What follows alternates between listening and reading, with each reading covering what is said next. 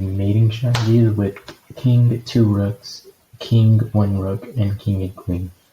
So for your 2 rook mate, you want to bring the rook up 1 so that the king can't meet the other king. So then its only move would be left, right, or up. If it goes here, then you just ladder. So this is a ladder mate. You basically put the rooks together on the side like a ladder, and you climb up the board. So the king's gonna go that way. The king's gonna try to get close to your rooks, and once the king is here, you're gonna want to swing your 1 rook over. Gonna get close, and then you're swinging the other rook over, and then it's gonna try to catch the other rooks again. But after once, you should be able to bring it up, and that's your ladder mate. So again, even if the king goes this way, you still have a chance to check, and then it has to get out, can't stay in these files. And then you keep checking until it gets too close to the rooks, and then you swing it over, and now you ladder. So basically you just push the king to the edge of the board where it's blocked off, so it can only go left and right, and because your rooks are your diagonal, your up and down and across attackers, they cut off all. So now that's checkmate. Okay, on to our queen and king. This one's a bit harder for beginners, but essentially you want to you do the same thing as you did with the rooks. So you're gonna bring the queen out, then you're gonna cut off as many squares as possible so it can't go anywhere. And then you're gonna just bring your king over. And then once your king is here, you cause opposition to happen. Opposition is when your kings are when both kings are in the same file or facing each other basically. And then you push up the king once, and then it'll go here. And you can go here because this is mate.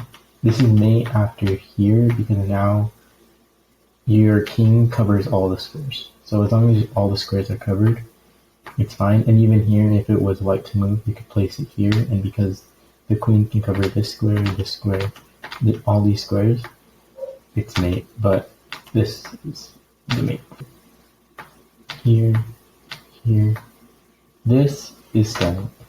So be careful when you're mating the king with the queen because you can cause a stalemate to occur. Because after here, the enemy king cannot go anywhere besides its own square. So now you have caused stalemate, and this is a draw. So in this position, you want to push the king to the second file so that there's still a square.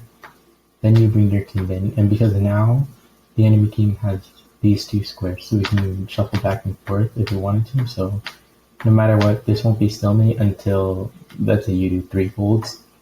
But either way, you come here, after here, you go here, and that's checkmate. Okay, here. This is your king and your rook mate. So the same thing as you did with the queen, you're going to want to cut off as many squares as possible.